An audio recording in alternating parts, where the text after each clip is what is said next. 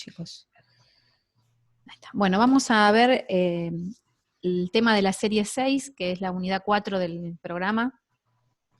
Que vamos a, en él vamos a ver funciones de Gibbs y Helmholtz y propiedades termodinámicas, de relaciones entre las propiedades termodinámicas de esas funciones.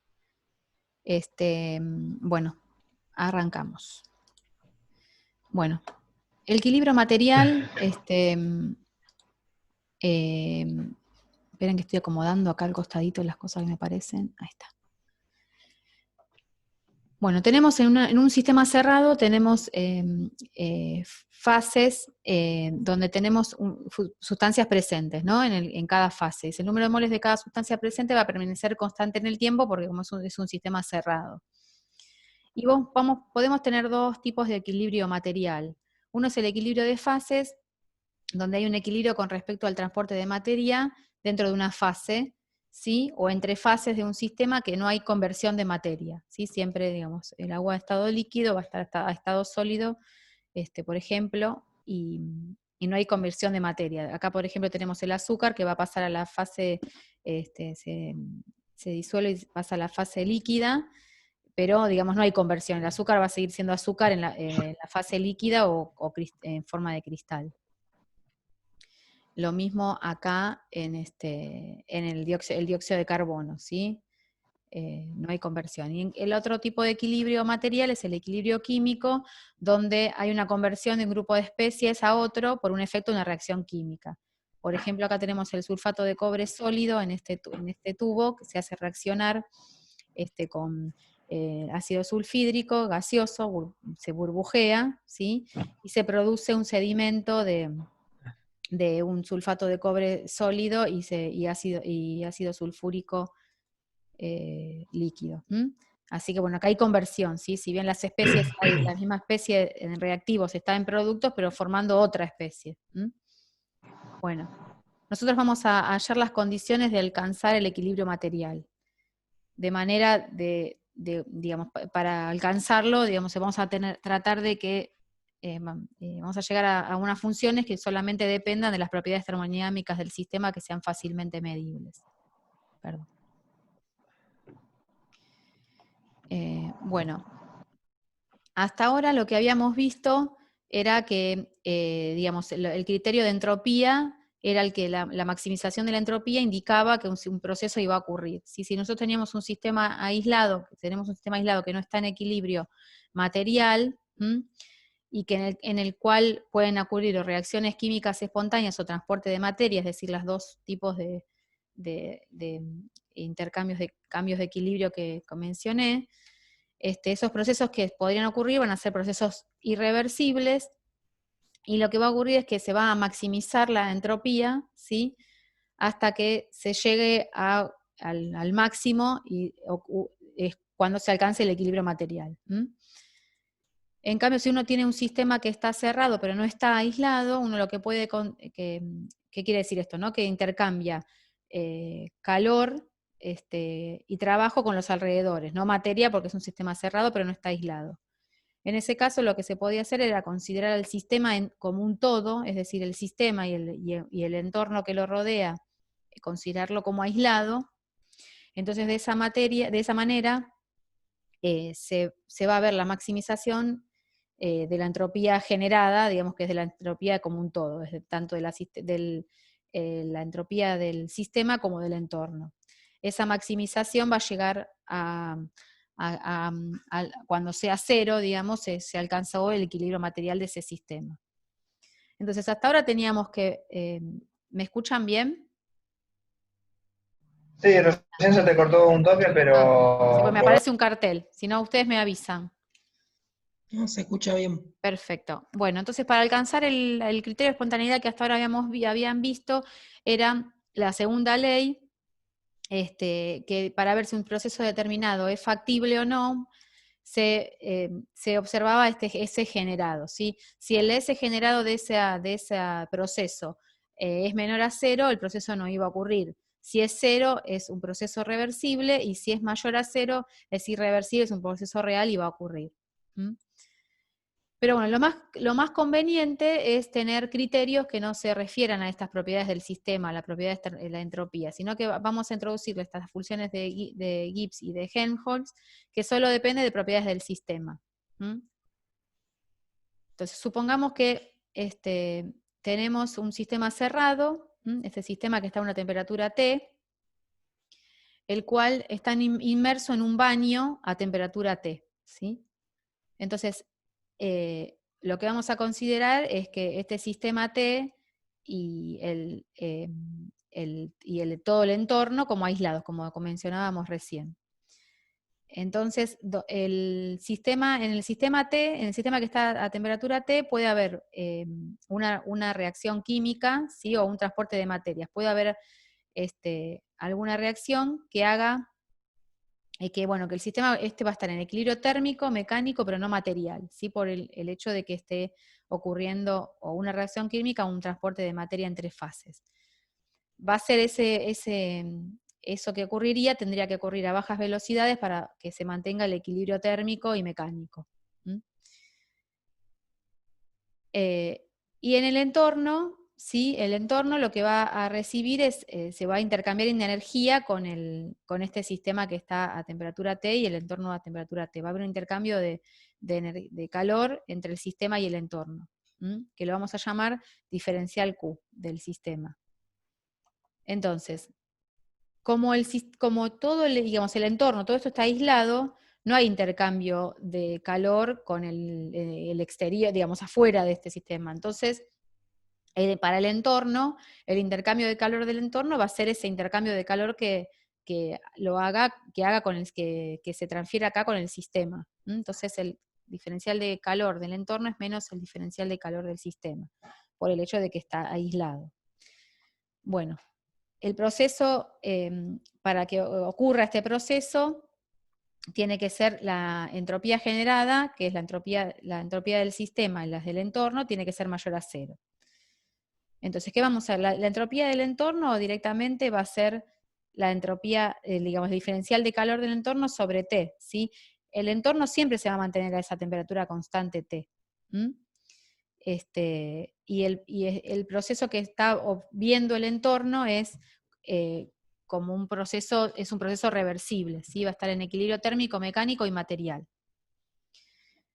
Pero por otro lado, el sistema, ¿sí? No está en equilibrio termodinámico, ¿sí? Porque en él dijimos que podía haber una reacción química o un transporte de materia. Entonces la entropía del sistema, la versión de entropía del sistema no va a ser esa diferencia de calor, ese calor intercambiado sobre T.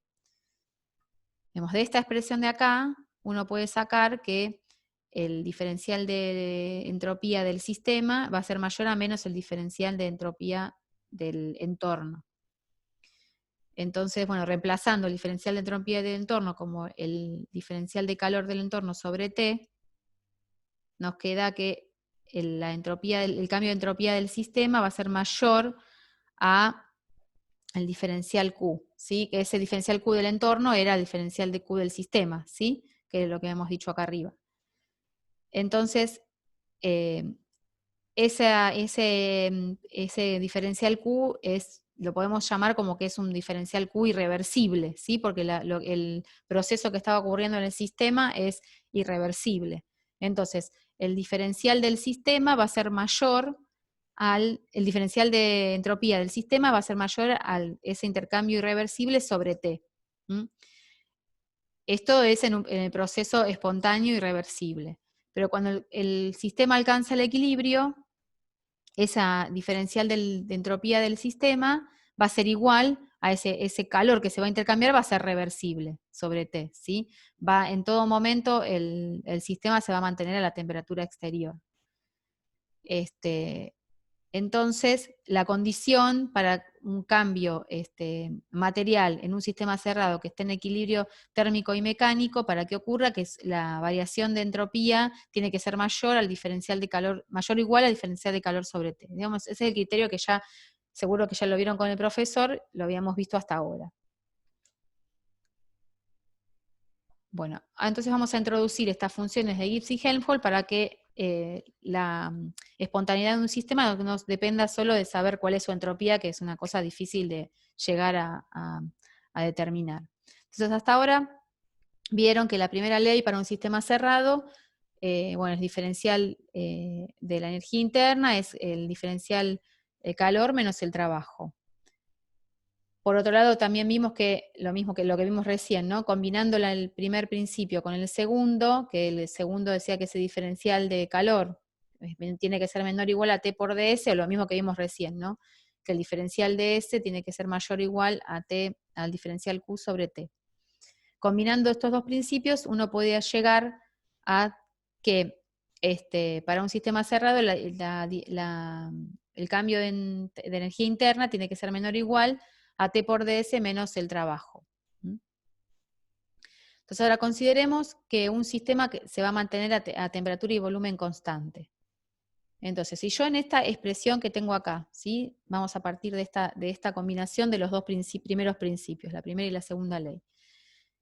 Si yo sumo y resto, ¿sí? S por dt, hago como esta triquiñuela de matemática para llegar a una expresión que me interesa. Entonces, y agrupo, ¿sí? T de S más S de T es diferencial TS. Bueno, menos S de T que era menos diferencial trabajo. Ahora, como tengo acá dos diferenciales, los voy a agrupar. Entonces pongo del otro lado de la desigualdad, U menos TS, paso menos TS restando. Entonces me queda diferencial de U menos TS menor o igual a S de T menos el trabajo. ¿Hasta acá me van siguiendo? Sí. Sí. ¿Voy muy rápido o va bien? No, está bien. Va bien. Sí, va bien. Bueno, entonces, si uno considera acá que el trabajo es solo de volumen, el diferencial trabajo lo podríamos reemplazar como P por dB, entonces llego a esta expresión, que el diferencial de U menos TS es menor o igual a menos S de T menos P dB, ¿sí? Eso tiene que cumplir para que un proceso ocurra. Si la temperatura y el volumen se mantienen constantes de ese proceso, voy a llegar a una condición para el equilibrio material de un sistema que está cerrado, en equilibrio térmico-mecánico, y donde solo el trabajo es de PV, de volumen, ¿no? Entonces se llega a que ese diferencial U menos TS tiene que ser menor o igual a 0, ¿sí? Porque este término se hace 0. Por otro lado, tenemos que si uno está en un proceso que trabaja a T y P constante, partiendo de la misma expresión, pero ahora sumando y restando, digamos, T de S queda igual, es S de T menos S de T, sumo y resto para hacer la triquiñuela que necesito. Después reemplazo P de B como el trabajo, digamos, por el trabajo de volumen, y sumo y resto B de P, ¿sí? Que serían los dos últimos términos de la expresión. Entonces agrupo según lo que me convenga, ¿no? T de S y S de T es diferencial TS. Bueno, S de T queda igual, menos S de T, y después menos P de B menos B de P es menos diferencial PB. Y el resto más B de P. Entonces, agrupando los diferenciales, del otro lado de la desigualdad me queda que U menos TS lo paso restando y PB pasa sumando. Entonces me queda que diferencial U más PB menos TS es menor o igual a menos S de T más B de P. Y también lo que hago es reemplazar U más PB como la entropía, ¿sí? Entonces me queda que la diferencial de la entropía menos TS es menor o igual a menos S de T. Todavía no aplicamos la condición de T y P constante, ¿sí? Pero hasta ahora, bueno, digamos, serían estas dos expresiones, me indicarían cómo tendrían que ser, digamos, si el diferencial U menos TS es menor o igual a toda esta expresión, el proceso ocurriría, ¿sí? Sería espontáneo. Y lo mismo acá, si el diferencial H menos TS es menor o igual a toda esta expresión, el proceso ocurriría, sería espontáneo. Entonces, en el caso de que se mantenga la temperatura y la presión constantes, la condición para que el equilibrio material, para el equilibrio material en un sistema que está cerrado, que está en equilibrio térmico y mecánico y solo tiene trabajo de volumen, es que el diferencial de H menos TS sea menor o igual a 0. ¿Esto qué quiere decir? Que estos dos diferenciales me indican que acá adentro tengo dos funciones, ¿no? Porque U menos TS es una función y H menos TS es otra función, ¿sí? Sería como una resta de funciones termodinámicas. Y al aplicarle la derivada de la variación es como hacer la derivada. Que la derivada sea negativa quiere decir que esa función va bajando y va cayendo, ¿no es cierto? Entonces, ¿qué pasa? Esta función, a medida que el proceso ocurra, va a ir disminuyendo porque es negativo, su pendiente es negativa, ¿sí? Hasta que se llega a un mínimo donde su derivada es 0, ¿sí? ¿Se entiende? Ahora esperen que voy a llegar acá a un grafiquito que está acá, me quedó atrás. Por ejemplo, acá, si yo tengo esta función que tiene este gráfico que está acá en la línea de esta, ¿sí? Su derivada serían estas barritas rojas que tengo acá.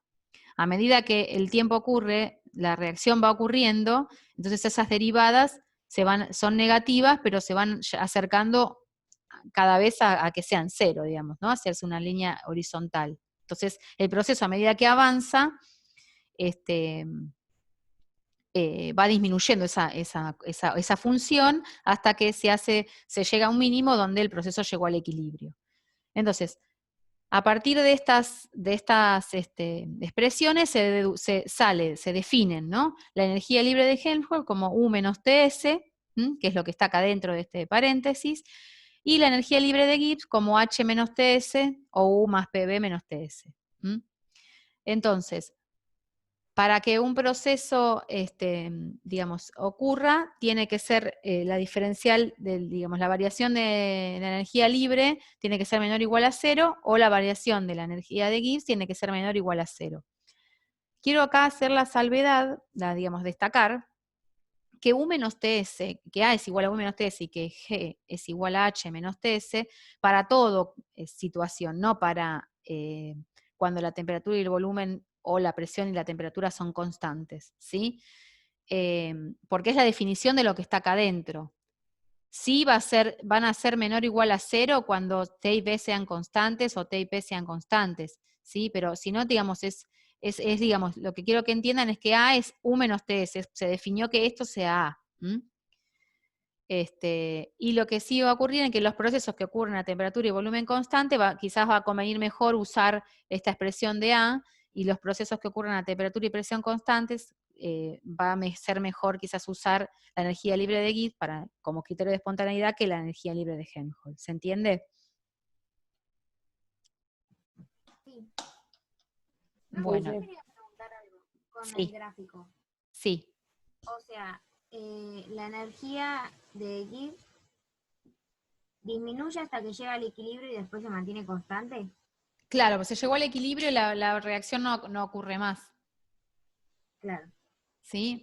Bueno, no, de nada. Esto ya está especificado, así ejemplificado para G, pero bueno, lo mismo ocurriría con A, ¿sí? Es lo que te dice acá, ¿sí? Esta derivada es menor o igual a 0. Es menor a 0 acá, por ejemplo, menor a 0, hasta que si sigue avanzando en el tiempo la reacción, va a llegar a un punto que no va a reaccionar más y se llegó al equilibrio material. Gracias. De nada. Bueno, ahora, ¿qué relación se detiene entre este criterio de espontaneidad de G con la entropía generada mayor a 0, que es lo que veníamos viendo hasta ahora? Entonces, si yo considero un sistema cerrado que está en equilibrio térmico y mecánico y experimenta una reacción química irreversible o un cambio de fase a temperatura y presión constante, ¿sí? Entonces, el entorno va a sufrir un proceso reversible, ¿sí? Lo mismo que lo que teníamos visto antes, ¿no? Donde el cambio de entropía del entorno va a ser igual al calor intercambiado entre el sistema y el entorno, porque voy a considerar que el sistema todo el sistema va a ser el sistema adentro, digamos, donde ocurre la reacción, más el entorno, y que va a estar aislado. Entonces, el calor que que se intercambia el entorno es el menos el calor que intercambia con el sistema sobre T, que es la temperatura en la que está el entorno y que se mantiene constante. Bueno, ¿qué pasa? Esto, bueno, es esta expresión acá al costado, es que, bueno, esto ya lo vienen trabajando, ¿no? U es igual a U más PB, entonces una variación de la entropía, de la entalpía, es diferencial Q menos diferencial de trabajo, ¿no? Reemplazo U, P de B más B de P. Si la presión es constante, ¿sí? Porque estamos ahí viendo a presión constante, directamente el calor intercambiado es la variación de entalpía, ¿sí? Entonces el cambio del delta H del sistema es el calor del sistema, lo reemplazo en la expresión. Bueno, entonces, la entropía generada es el cambio de entropía en el entorno más el sistema, ¿sí? En el caso del entorno es menos delta H del sistema sobre T, más delta H del sistema. Si uno agrupa,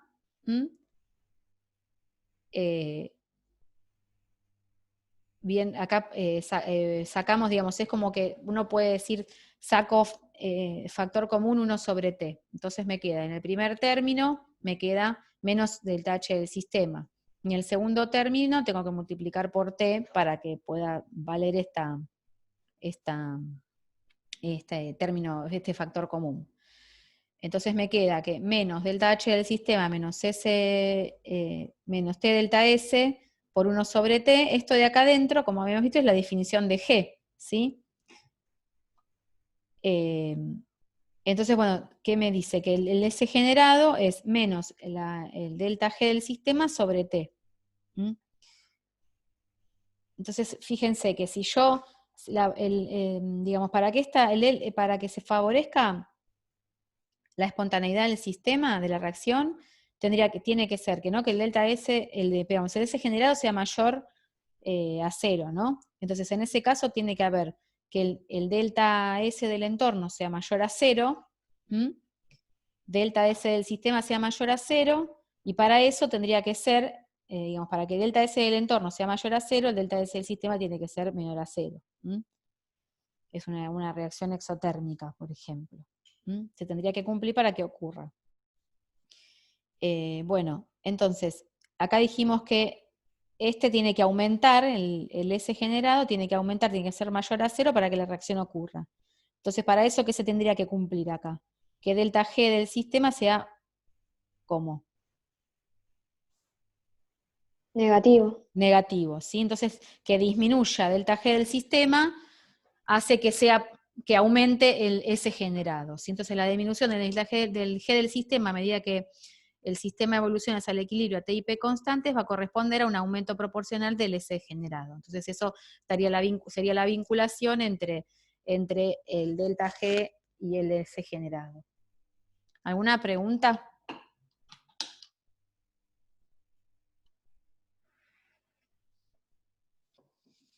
No. Bueno, vamos a seguir. Bueno. Ahora, ¿por qué se denominan energía libre y función trabajo? Tenemos que bueno, G, diga H menos TS, ¿sí? Bueno, G, HU más PB menos TS. Hago el diferencial G es, bueno, menos S de T, ¿sí? Porque reemplazo U, más PdB, si digamos, considerando el trabajo como del trabajo de volumen, más BDP, menos un trabajo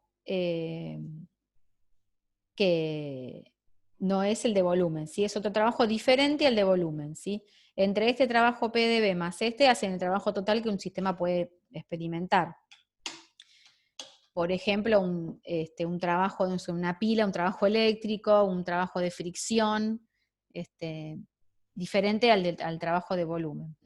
Si la presión y la temperatura son constantes, este diferencial G es menor o igual, digamos, sería el primer término, ¿sí? Y sería anteúltimo término. Entonces me queda que diferencial G tiene que ser menor o igual a P de B menos el trabajo. Entonces, ese trabajo, ¿sí? Dijimos que va a ser el trabajo de volumen, ¿sí? Más ese trabajo que dijimos que no es el de volumen, ¿sí? Que puede llegar a ser en una pila un trabajo eléctrico. Entonces, si uno reemplaza este trabajo acá, se cancela con P de B y me queda que delta G tiene que ser menor o igual a menos este trabajo del sistema, ¿sí? Que no sea el de trabajo de volumen. Por ejemplo, dijimos una pila, puede haber una contracción o la transmisión de impulsos nerviosos también estaría involucrada por este trabajo. Entonces, menos delta G va a ser igual al trabajo máximo posible, digamos. Cuando se cumpla esta igualdad, ese trabajo va a ser el reversible. Y va a ser, el valor de delta G va a ser el trabajo máximo posible que un sistema puede hacer diferente al de volumen cuando ocurre un proceso a temperatura y a presión constante. Entonces, en un proceso reversible, la energía libre que pierde un sistema se transforma en trabajo que es diferente al de expansión. Por eso se le llama también energía libre o funciones trabajo, ¿sí? Es la energía como libre que queda después del trabajo que sea el de cambio digamos, relativo a la expansión. Y en el caso de la energía de Gibbs, de manera similar, bueno, ponemos U menos TS, la diferencial, bueno, aplicamos los diferenciales reemplazando, y lo que nos queda es que menos el diferencial trabajo menos SDT, digamos, el diferencial de la energía de Gibbs es menor o igual a menos SDT menos diferencial trabajo. A temperatura constante me queda que la variación de la energía de Gibbs de ese proceso tiene que ser menor o igual a menos el trabajo. O que el delta A mayor o igual, menos del delta A mayor o igual al trabajo. Entonces, menos delta A es igual al trabajo máximo posible realizado por un sistema en un proceso isotérmico, ¿no? Porque acá aplicamos la condición de temperatura constante. Entonces, el máximo trabajo que produce un sistema cerrado mediante un proceso isotérmico entre dos estados dados se obtiene cuando el proceso es reversible, ¿sí? Porque se cumpliría la igualdad. Por eso se llaman función trabajo o energía libre. Bueno, entonces, este delta G dijimos que es menor o igual a menos el trabajo reversible diferente al de volumen. Entonces la energía libre puede convertirse potencialmente en un trabajo útil, ¿sí? Si el proceso es reversible, esa conversión va a ser total, tendríamos la igualdad, y si el proceso es irreversible, va a ser el trabajo que podría convertirse en la energía libre va a ser menor al trabajo que podría convertirse si el proceso fuera reversible, ¿sí? Entonces, los criterios de espontaneidad a partir ahora de la energía libre a P y T constantes son que delta G tiene que ser menor a 0, ¿sí? Si el delta G es menor a 0, el proceso va a ser espontáneo, vamos a poder obtener trabajo diferente al de volumen, y el trabajo máximo se va a dar cuando ese proceso espontáneo ocurra de manera reversible. Va a ser 0 si el proceso está en equilibrio interno y con el entorno, ¿sí? En un sistema en equilibrio, su delta G va a ser 0. Y el sistema va a evolucionar reversiblemente sin consumir ni entregar trabajo, ¿sí? Está en un equilibrio. Y si es mayor a 0, el proceso no va a ocurrir así como está, pero uno puede llevarlo a cabo recibiendo trabajo del entorno, ¿sí? Lo mínimo que tengo que hacer de trabajo para que ocurra, digamos, para revertir esa situación, es este W' reversible, ¿sí? Si uno le aplicaría ese trabajo, estaríamos justo invirtiendo ese criterio, digamos, esa evolución que no sería espontánea, ¿sí? La iríamos al revés. Bueno. Ahora vamos a ver unas relaciones termodinámicas para un sistema en equilibrio, ¿sí? Todas estas son válidas para procesos reversibles.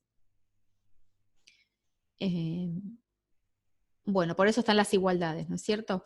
¿Quieren descansar? ¿Quieren que siga? Digamos, no es mucho más lo que falta, pero bueno, se vienen un poco de ecuaciones que quizás cansen un poco. O sea, díganme ustedes qué quieren hacer. Por mí A mí me da Por mí lo me mismo. mejor seguir y después... Sí, por mí también, sí. Vamos. Bueno, si se agotan, me dicen. No, por mí está Es bien. todo, hay que seguir las cuentitas, no es complicado. Bueno, entonces, bueno, hasta ahora habíamos visto las ecuaciones básicas que vimos. Bueno, la primera es la combinación entre la primera y la segunda ley para un sistema cerrado que ocurre un proceso reversible y solo hay trabajo de volumen, de PV, que la diferencial U es igual a T ds menos PV. Después tenemos las definiciones de funciones de estado como la entalpía, la que definimos ahora, energía libre de Helmholtz, y la energía libre de Gibbs. Y por otro lado tenemos las capacidades caloríficas, que son propiedades que permiten calcular las variaciones de la energía interna y de la entropía y la entropía con respecto a la temperatura, ¿sí? Entonces, por ejemplo, CB es el calor, el diferencial calor a volumen constante sobre diferencial T, ¿sí? Este diferencial calor a volumen constante es la variación de la energía interna con la temperatura a volumen constante, y si uno reemplaza o que ese calor es TdS, sí, acá, también lo puedo escribir como que CB es T por la variación de entropía con la temperatura a volumen constante. Lo mismo, similar, es el CP, es el intercambio de calor a presión constante sobre diferencial T. Eso va a ser el cambio de entalpía con la temperatura a presión constante. O si no, uno sí puede poner ese diferencial como TdS, también puedo escribir el CP, la capacidad calorífica a presión constante, como T por la variación de entropía con la temperatura a presión constante. Son expresiones que ahora vamos a usar más adelante, pero bueno, es como para tener en una filbina, como diría el Presi, todo juntito. Bueno. Las ecuaciones de Gibbs, vamos a ver ahora las ecuaciones de Gibbs, que son ecuaciones fundamentales para la termodinámica. A partir de estas ecuaciones vamos a deducir otros cambios de estados de equilibrio. ¿Sí? Dice, se deducen de las anteriores, incorporando las definiciones de todas las variables de estado. La relación para la variación de energía interna que surge del primer principio. Por ejemplo, esta es la que teníamos del primer principio con el segundo, ¿no? Combinados. Diferencial U, TdS menos PdB. Las otras funciones, esa es una función de Gibbs, y estas tres que están acá son otras funciones de Gibbs. Son ecuaciones de Gibbs para un sistema cerrado, pero en un proceso reversible y con trabajo solo de volumen. Vamos a hacer el ejemplo de cómo se deducen de la variación de energía de Gibbs, ¿sí? El diferencial G. Por ejemplo acá, ¿no? Dice, bueno, y acá dice, ¿no? Que el diferencial H, el A y el G salen a partir de las definiciones y de la expresión para DU. Por ejemplo, vamos a calcular para la energía libre de Gibbs. ¿Sí? Parto de la definición, que G es H menos TS. O U más PB menos TS, porque reemplazo H acá adentro, ¿no? Entonces hago la diferencial de G va a ser igual a la diferencial de U, ¿sí? Más la diferencial de PB, que va a ser igual a P diferencial B más B diferencial P, menos la diferencial de TS, que va a ser igual a T menos TdS menos S de T. Hasta ahora, lo que ya veníamos viendo. Y donde dice DU, voy a reemplazar esta primera expresión, esta primera ecuación de Gibbs, ¿sí? Que ya la vimos cómo se llegaba a ella en las anteriores filminas. Entonces esto es TdS menos PdB, reemplazo en diferencial U, acá estaría acá abajo, TdS menos PdB, y el resto lo copio igual. Entonces ahora hay cosas que se me van a cancelar, como TdS menos TdS, menos PdB con más PdB, y entonces me va a quedar que diferencial G va a ser igual a V de P menos S de T. Y esa va a ser una de las ecuaciones de Gibbs. Para hacer esta segunda, que es la de la entalpía, uno parte de quién es la entalpía. Entonces pone que H es igual a U más PB, y hace la diferencial H, diferencial U más diferencial de P por B, y así va haciendo y va reemplazando hasta que le va a quedar esta expresión. Y de manera similar hace con A, ¿sí? Con la diferencial A. Y les van a quedar estas cuatro expresiones.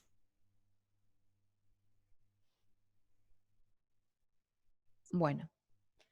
A partir de esas ecuaciones de Gibbs se van a deducir las relaciones de Maxwell, ¿sí? Utilizando una propiedad matemática que es la reciprocidad de Euler, ¿sí? Entonces acá tenemos las ecuaciones de Gibbs y vamos a ver acá, digamos, acá yo les voy a enseñar un truquito para aprenderse estas relaciones de Maxwell y me tienen que prestar muchísima atención.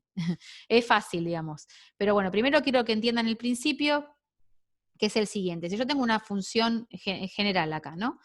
Z, que depende de X y de Y. La variación de Z yo la voy a poder escribir de esta manera. Si yo sé que Z depende de X y de Y, Z va a variar cuando puedan llegar a variar estas dos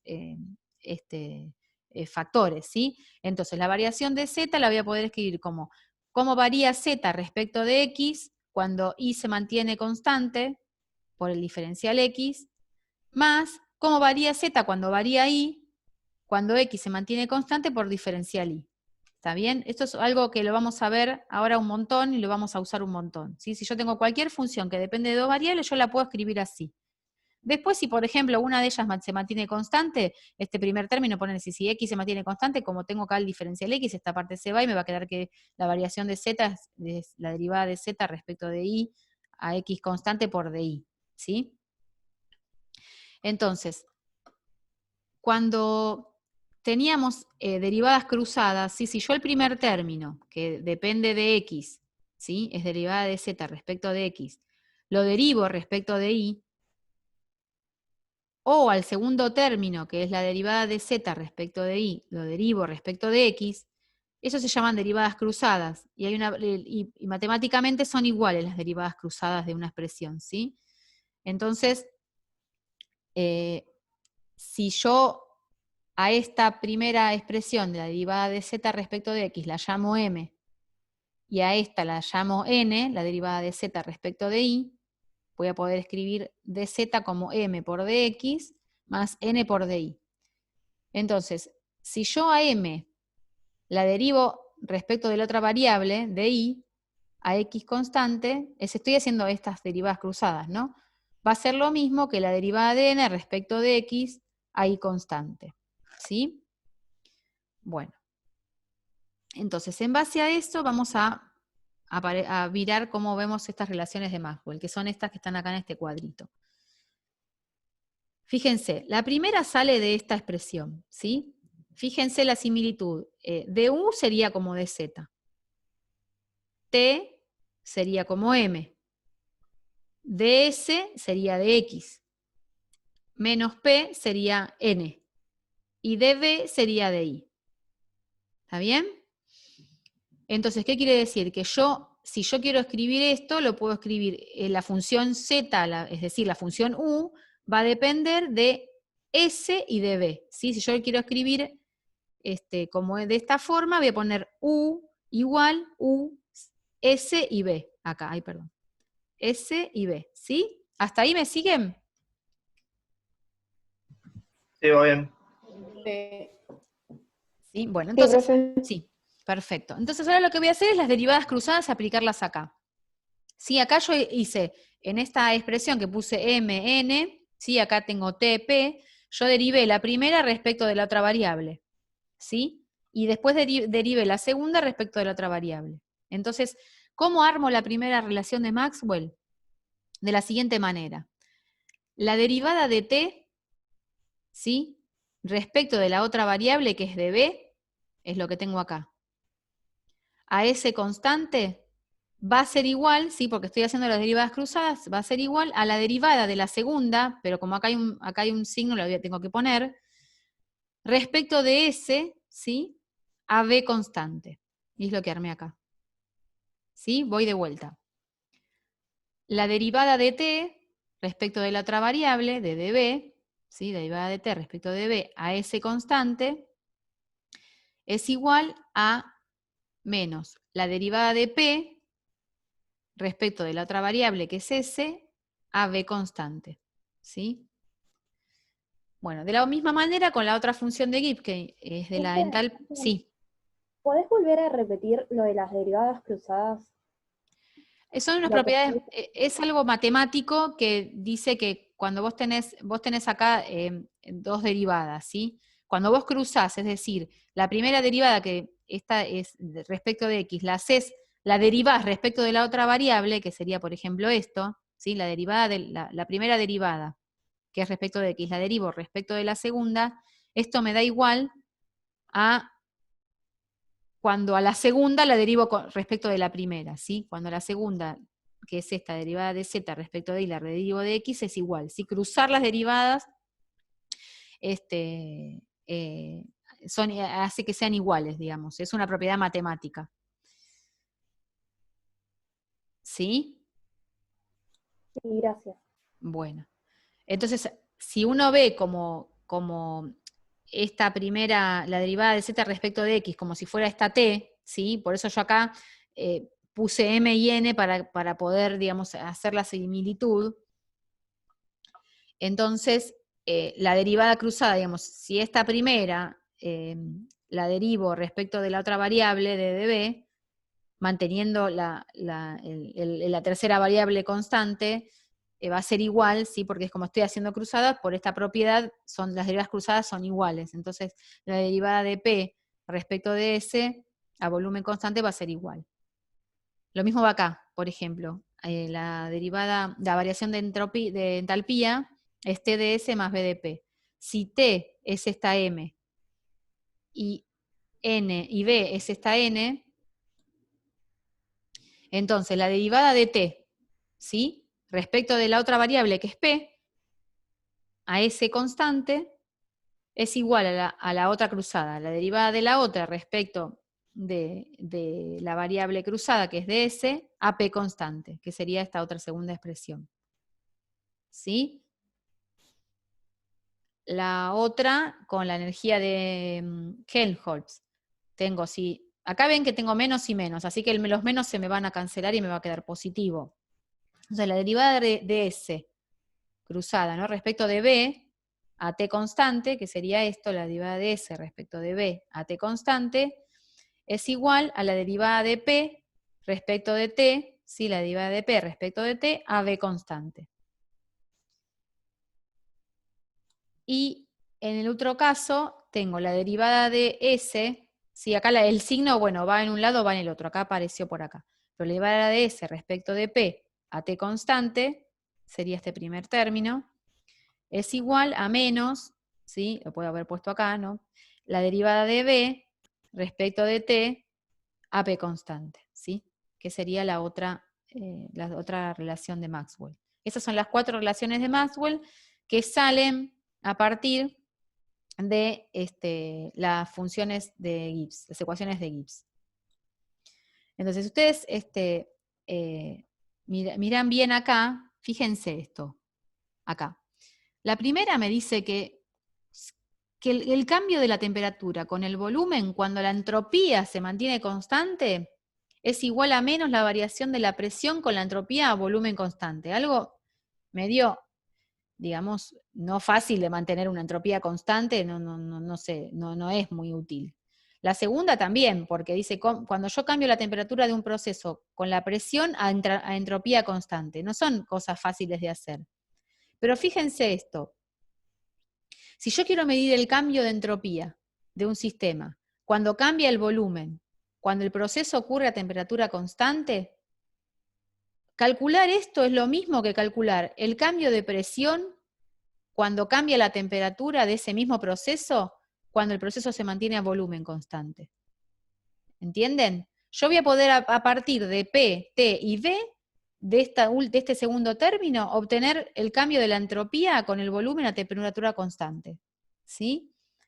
Entonces, de propiedades que son fácilmente medibles, por ejemplo, tengo un recipiente rígido, entonces mantengo el volumen constante, y bueno, ocurre una reacción donde hay un cambio de presión y hay un cambio de temperatura. Si yo puedo cuantificar eso, puedo saber cuánto va a ser el cambio de entropía de ese sistema con el volumen a temperatura constante. Y fíjense la última. Si yo quiero saber ahora el cambio de entropía de un sistema con la presión, cuando la temperatura se mantiene constante, lo podría hacer haciendo menos la variación, ver la variación del volumen con la temperatura cuando la presión se mantiene constante. Si yo logro acá controlar estas variables, que son variables medibles, como decimos, puedo saber cuál va a ser el cambio de entropía con la presión en la temperatura constante. Entonces, quiere decir que de estas 4 ecuaciones, las más así interesantes son estas últimas. Entonces, las 2 últimas permiten estudiar la dependencia de la entropía con el volumen o con la presión.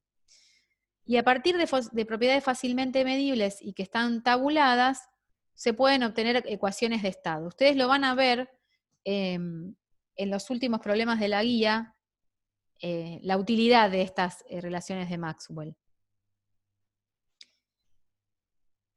No se, digamos, no se embarullen con lo que es esto de las derivadas y todo. A ustedes lo que les tiene que importar es esto que está acá, que después van a ver cuando lo apliquen que no es tan complicado, pero bueno, por eso quiero que si tienen alguna duda que me digan, porque una vez que enganchan no es difícil el tema. Quizás los embarulla, suele ocurrir que con el asunto de tanta derivada, de tanta cosa, siempre es como que le tienen como medio terror a esta parte de la materia, pero es muy sencillo. Y también van a, bueno, a partir de, dijimos, de propiedades que son fácilmente medibles y que están tabuladas, como es el coeficiente de expansión térmica, ¿sí? Beta, y el coeficiente de compresibilidad, que tienen esas expresiones.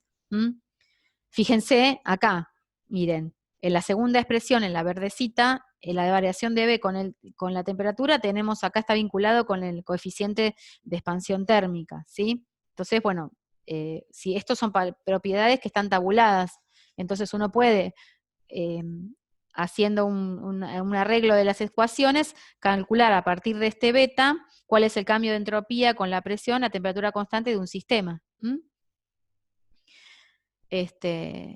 Bueno.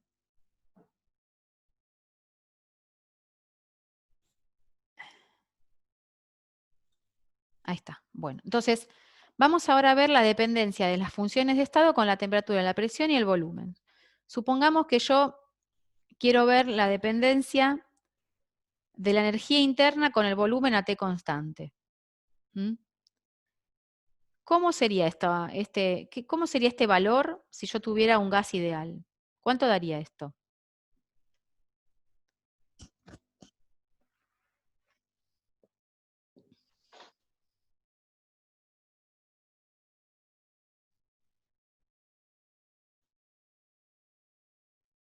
La variación de la energía interna con el volumen a temperatura constante. ¿Cómo puedo variar la energía interna de un gas ideal? Ah, no, sería 0, porque Sería si 0. Muy bien. ¿Sí? Entonces sería 0. Pero entonces fíjense que yo puedo calcular, ahora vamos a ver que esto va a tener una expresión, puedo calcular cómo va a variar esa energía interna con el volumen a temperatura constante si yo tuviera un gas real, ¿sí? Entonces no me va a dar 0, me va a dar un valor, porque su energía interna va a cambiar con la distancia, con lo que se separen las moléculas y el volumen que ocupe ese gas, ¿sí? Entonces fíjense que acá yo ya puedo ver alguna utilidad, ¿sí? Entonces, ¿cómo voy a sacar? Nuestro objetivo ahora es averiguar una expresión con propiedades fácilmente medibles para que yo pueda ver cuál es el cambio de la energía interna con el volumen a temperatura constante de un gas, por ejemplo. Entonces, voy a partir de, me están diciendo diferencial U a temperatura constante. Entonces escribo la expresión, parto de escribir la expresión diferencial U a temperatura constante. Va a ser igual a, digamos, parto de la expresión de la ecuación de Gibbs de diferencial U, ¿sí? T por ds a temperatura constante menos P por dB a temperatura constante. Porque me piden a temperatura constante. ¿Está bien? Si yo divido miembro a miembro por diferencial B a temperatura constante, voy a llegar a tener acá la expresión que quiero averiguar, ¿sí? Diferencial U a temperatura constante sobre diferencial B a temperatura constante me quedaría esto, ¿no? Diferencial U respecto de B a temperatura constante. Acá que me va a quedar T por ds sobre dB a temperatura constante menos P, y acá se me cancelarían dB a temperatura constante con dB a temperatura constante. ¿Sí? Bueno, entonces ahora me fijo en las propiedades de Maxwell, las relaciones de Maxwell, que esta es una de las relaciones, una de las que vimos, que creo que es la última. Acá está. No, la anteúltima, esta, la rojita, ¿sí? La variación de S con el volumen a T constante es la variación de P con la temperatura a volumen constante, ¿sí? Entonces, donde dice la variación de S con el volumen a temperatura constante, reemplazo por lo que es, ¿sí? Me saco de encima esta S de acá. Entonces, la variación de la energía interna con el volumen a temperatura constante va a ser igual a la temperatura por, ahora reemplazo la variación de P respecto de T a volumen constante, ¿sí? Menos P. Y esto se los dejo para ustedes porque es más largo de determinar y bueno, con que ustedes lo aprendan, lo tengan presente, está bien, no hace falta la deducción, pero está en el Levin y pueden ir a mirarlo, cualquier cosa me lo consultan y lo vemos, pero beta sobre kappa, ¿sí? Los dos coeficientes, el cociente de los dos coeficientes es la variación de P con la temperatura a volumen constante, ¿sí? Entonces, ¿qué es justo lo que me aparece acá? ¿Mm? Entonces, Sí, habíamos hecho la deducción con Edith. Ah, bueno, perfecto. Hay un ejercicio así. Buenísimo, Claro. buenísimo. Entonces ahí ya lo tienen. Entonces la beta sobre kappa es esto. Entonces directamente, la variación de la energía interna con el volumen a temperatura constante es T por beta sobre kappa menos P. Fíjense que son todas propiedades que yo puedo sacar de tabla. Sé la temperatura del sistema, la presión, y puedo sacar beta y kappa. ¿Mm?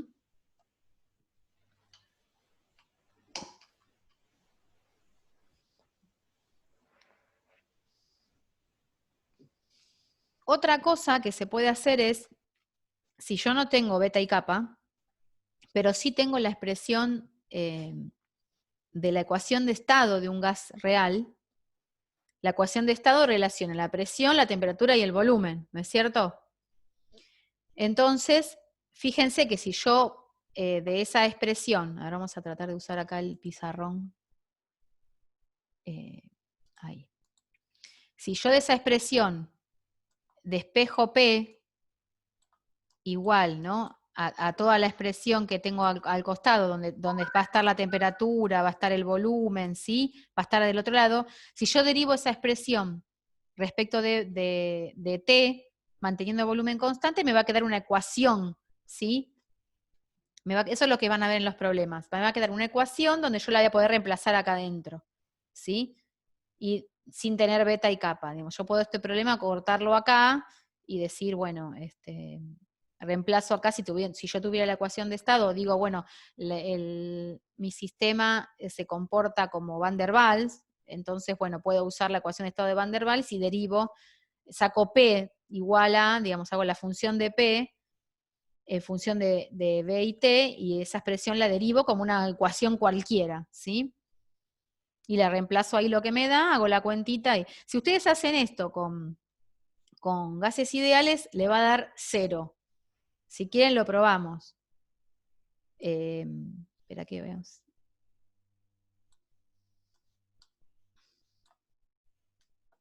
Por ejemplo, ¿no? Yo sé que si yo, la expresión de gases ideales, si P por B en RT, entonces pongo R acá, vamos a ver que me salga. Sobre B, ¿sí? Pongamos a hacer el volumen molar, ¿sí? Entonces, a mí, esto supónganse que es una ecuación, ¿no? Donde tenemos, este sería como un I de una ecuación, este sería, y algo X por, como una ecuación de una recta, por ejemplo. Si yo acá me dice, la derivada de esa función respecto de la variable t a b constante. Entonces, lo que acá puedo ver es, si B es constante y R es constante, esto que está acá es una constante. Entonces esto lo puedo escribir, esta expresión es como si yo tuviera un I igual, ¿no?, a una constante A por X, ¿no? Donde esta X es esta, ¿no? La T es la X. ¿Sí? ¿Me siguen? Sí, sí, sí. Inés, yo te veo a vos en la pantalla y no te veo convencida. No, es que, perdón, no entendí. Al principio no habíamos empezado diciendo que esto era temperatura constante. No, está bien. Nosotros queremos deducir esto que está acá, ¿sí? De la diferencial U respecto de B a T constante. Cuando yo Sí, empiezo a desglosar, me queda esta expresión que está acá, ¿sí? claro. Donde Ah, claro, tengo esa este está de término acá constante. adentro. Yo ahora estoy Claro, trabajando con ese término solo, ¿sí?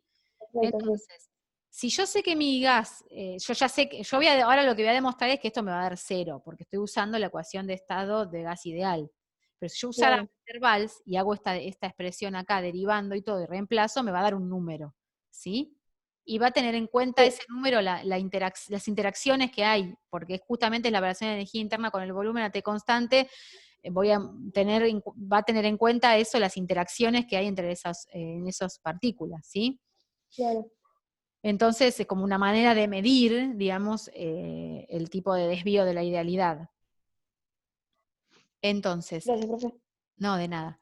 Entonces, le dije a Inés, chicos, porque la veo acá nada más a ella sola, pero la próxima cambien y así los veo a todos. Bueno, y entonces, si yo acá me dicen la derivada de P respecto de T a volumen constante.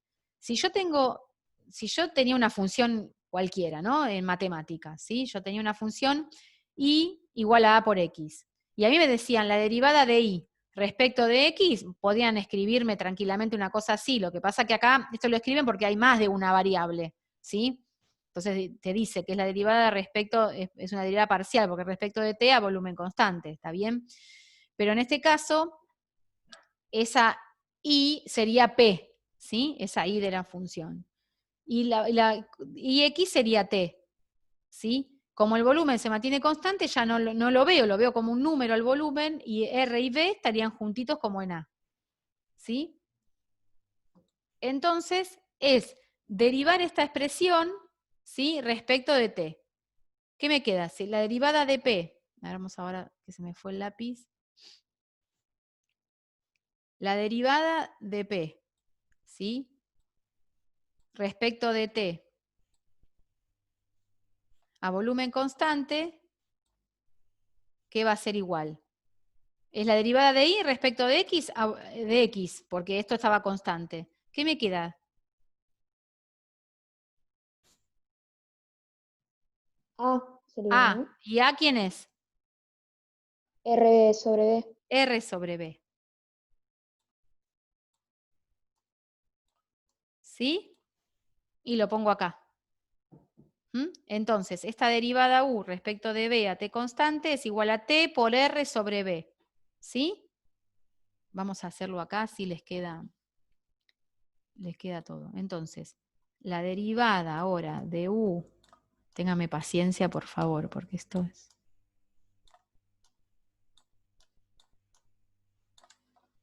Después de la cuarentena todos nos vamos a dedicar a otra cosa. Alguno va a descubrir su vocación de dibujante.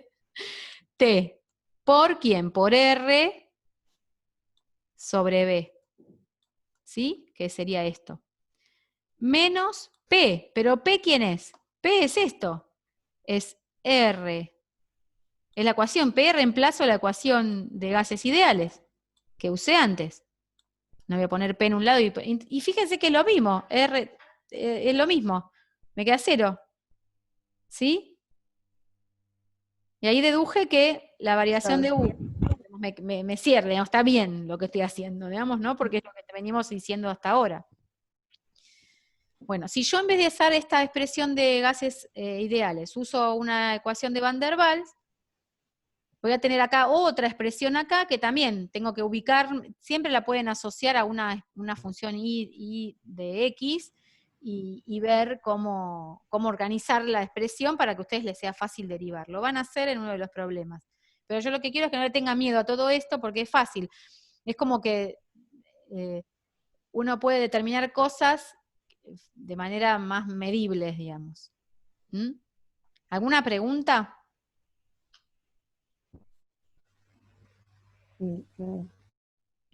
Y si yo no tuviera la ecuación de estado, puedo ver si puedo encontrar en tablas el valor de beta y de kappa para ese sistema, ¿sí? Que tengo. Bueno, vamos a borrar. Bueno, y en caso de que yo quiera ahora la dependencia de U con la temperatura, ¿sí? Es la derivada de U respecto de T a volumen constante, es CB, ¿sí? Que es lo que, esto ya lo venían viendo, ¿sí? Es CB. ¿Mm? Bueno. Voy a correr acá. Entonces, ¿qué se deduce de esto? Si yo tengo que U es función de T y B, ¿sí? Quiero verlos variados con T y con B, yo esa variación de U, como les venía diciendo antes con el Z, ¿no? Si yo, U depende de T y B, cuando U cambie, ¿cómo la puedo expresar ese cambio de U? Como el cambio de U con T cuando B se mantiene constante, por diferencial T, más el cambio de U con B, cuando T se mantiene constante, por diferencial B. Esta primera expresión, ¿sí? Que es la diferencial de U respecto de T a volumen constante, es CB. Entonces me queda CB por diferencial T. Más la otra, que es la variación de U con el volumen a T constante, que era T por beta sobre kappa menos P, ¿sí? Por dB. Entonces, si a mí me dicen tengo un cambio de U, primero, hago un cambio de U cambiando temperatura y un sistema que cambie la temperatura y el volumen. Entonces lo que puedo hacer es primero decir, bueno, si mantengo temperatura constante, este término se me va, y este es de U con dB, es este segundo término, y hago las derivadas, las integrales, perdón, a ambos miembros, y calculo de U respecto de dB, ¿sí? Y después veo el proceso, si hubiera ocurrido a volumen constante, y me quedo con esta primera expresión. La suma de las dos expresiones me daría el cambio de la energía interna. Y son todas propiedades que pueden, son medibles. Entonces yo puedo tener el cambio de la energía interna de un proceso con propiedades medibles. O que puedo sacar de tablas. Vamos a ir ahora a la entalpía. Entonces la dependencia de la entalpía respecto de la presión, ¿sí? La puedo escribir así. Diferencial H respecto de P a T constante. Lo mismo, ¿sí? Parto de la ecuación de Gibbs correspondiente, diferencial H a T, este T indicaría a temperatura constante, igual a T de S a temperatura constante, más B de P temperatura constante. Si yo divido miembro a miembro digamos, de cada lado de la igualdad por diferencial P a temperatura constante, hago eso para llegar a la expresión que quiero averiguar, que es diferencial H respecto de P a temperatura constante. Esto igual a T por ds diferencial P a temperatura constante, más V, este diferencial P se me cancela, me queda B solo. Esta es la otra expresión de Maxwell, creo que es la verdecita, la segunda que estaba, ¿sí? Entonces, donde dice diferencial S respecto de P a temperatura constante, reemplazo por menos diferencial B respecto de T a P constante. Y como habíamos visto que les había adelantado, vinculo esta expresión de diferencial B respecto de T a presión constante con beta. Entonces, lo reemplazo y me queda que la variación de la entalpía con la presión a temperatura constante es igual a menos T por B, ¿sí? Porque acá el B de beta pasaría multiplicando a beta y me quedaría la expresión que quiero reemplazar. Entonces B por beta más el volumen. Haciendo lo mismo, pero variando H con la temperatura, me va a presión constante CP. Entonces, acá, ¿qué quiero ver? La variación de H con P, y con T y con P. Entonces, de manera similar, si yo quiero ver la variación de H con T y con P, la puedo escribir como las variaciones parciales, ¿no? La variación parcial de H con la temperatura a presión constante por diferencial T, más la variación de H con la presión a temperatura constante por diferencial P. La variación de H, entonces, bueno, y voy reemplazando, ¿no? La variación de H con T a P constante era CP, lo reemplazo por diferencial T, más, y reemplazo la expresión que obtuve acá, ¿no? Que es la variación de H con P a temperatura constante.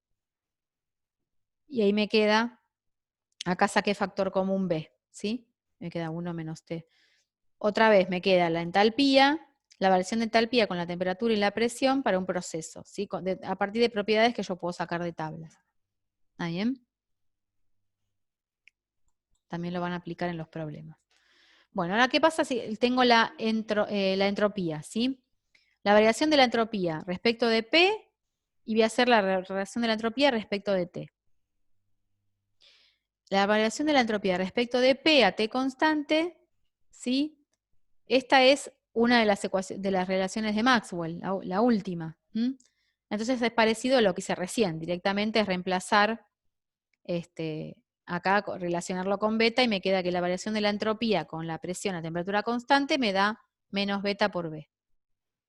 Y después la dependencia de S respecto a la temperatura ¿se acuerdan que la primera transparencia que di de todas las ecuaciones estaba que el CP, cómo vinculamos el CP con la entropía? Bueno, saldría de ahí, ¿sí? Me había quedado T por ds sobre diferencial T, y me queda CP. Entonces, combinando las dos, de manera similar a lo que venimos viendo, S como función de la temperatura y la presión lo puedo escribir como la variación de S respecto a la temperatura a presión constante por diferencial T, más la variación de S con la presión a temperatura constante por diferencial P. Reemplazando cada una de estos paréntesis, me quedaría la última expresión. Entonces yo puedo calcular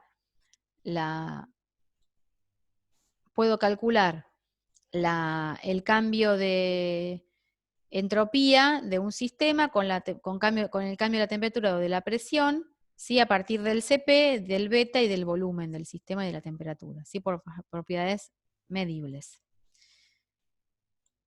Bueno, y en el caso de G, la variación de G respecto de la presión a temperatura constante, es directamente, fíjense, que a partir de la ecuación la ecuación de Gibbs correspondiente, si yo divido miembro a miembro por diferencial P, ¿sí?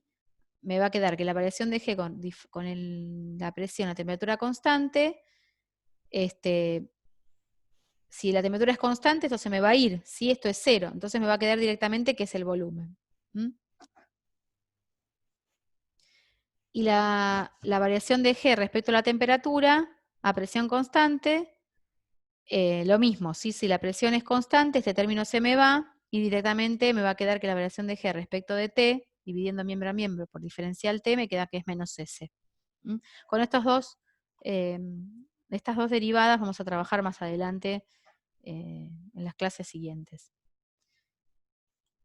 Bueno, entonces, yo les hice acá un resumen para que ustedes se guíen de cómo ver estas dependencias y cómo trabajar solos con estas dependencias cuando se las presenten. Entonces, si yo quiero hallar la derivada de P respecto de T, o de B respecto de, perdón, la derivada de U, H, A o G respecto de P a T constante, de B, lo que me vayan pidiendo, primero voy a partir de la ecuación de Gibbs correspondiente. Si es la derivada de U, por ejemplo, respecto de T, voy a partir de P, voy a partir de U. Si es la derivada de A, respecto de P a T constante, va a partir de la ecuación de Gibbs de A. Y así dependiendo de la que me pidan. Bueno, voy a poner la condición que sea T, P o B constante, como hacíamos acá. Esperen, ven acá, yo ponía acá la imposición de que sea T constante, por ejemplo.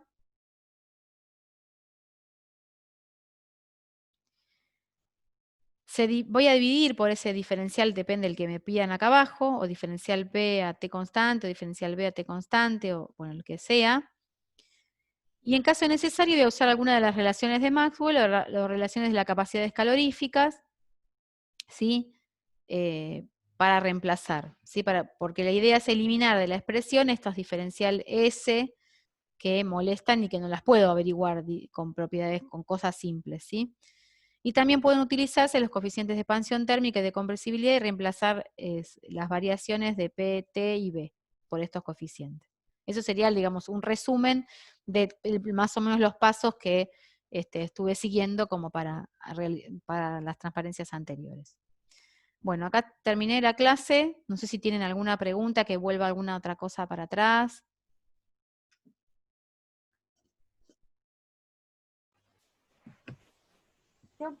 No, en realidad creo que es más sentarme a Sí, eso. poner Claro.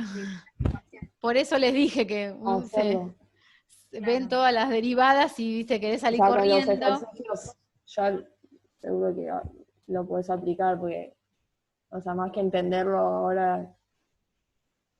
Claro, bueno, por eso. Después, lo Vamos a más estar lindo. hoy con Edith. Sí, O sea, haciendo esto. van a ver esto, sí, esta guía, porque ya están al día, ¿no? Con las guías terminaron la anterior. Sí. Sí. Sí, eso habíamos, por eso yo, digamos, iba a dar la clase pasada, pero bueno, nos acomodamos como para que ustedes puedan terminar y ustedes puedan ver esto hoy. Pero bueno, por eso digo, es así mucha cosa, pero van a ver que, digamos, a mí lo más lindo que me parece de esto es este ejemplo que yo les di acá con el gas ideal, que es quizás lo más visible de todo, y que pueden aplicar una ecuación de estado si tienen una ecuación de estado real, y aplicarla ahí, que es lo que van a ver en los problemas. Y bueno, si no, a partir de cosas medibles pueden calcular cambios en energía interna, de entalpía, digamos eso. Por eso no quiero que se frenen con lo que es lo de las derivadas. Practíquenlo, pruébenlo de hacer. Si quieren pueden hacer uno mirando y después con estas guías que yo les hice acá atrás, tratar de hacer los demás y los consultan cualquier cosa, me consultan a mí también. Y bueno, para ir familiarizándose con la metodología que se dice. Una vez que se llega a la expresión final es después reemplazar con datos, que no es tan, como no tiene más complicación. ¿Mm? Profe, en los parciales tienen deducciones, todo. No, los parciales, a ver, si sabes digamos, llegar a las ecuaciones de Gibbs no es complicado, Bueno, porque no. siempre si vos sabés qué es U, qué es H, qué es G, qué es A, y empezás a hacer las derivadas, llegás a las ecuaciones de Gibbs, ¿sí? ¿Está bien? Y una vez que serían, ¿no?, estas que están acá, estas 4 que están acá. Y una vez que estén las ecuaciones de Gibbs, podréis ver las ecuaciones de Maxwell, las podrías armar sabiéndote estas propiedades. Digamos, como que si en caso de que no te las den, no es algo imposible de poder llegar a obtenerlo, ¿sí? Pero bueno, no sé si eso era tu pregunta. Sí, no, era, o sea, si van a pedir todo el desarrollo de, claro, ponerle cómo llegar acá. No, para un final sí. Claro, para el final. Para un final sí. Me imaginé, claro. Pero para esto no. Okay. Así que no, a mí me parece lo más importante que en problemas le encuentren el sentido a esto y lo apliquen. Entonces así después se les cierra todo el concepto. Okay. Gracias, profe. No, de nada.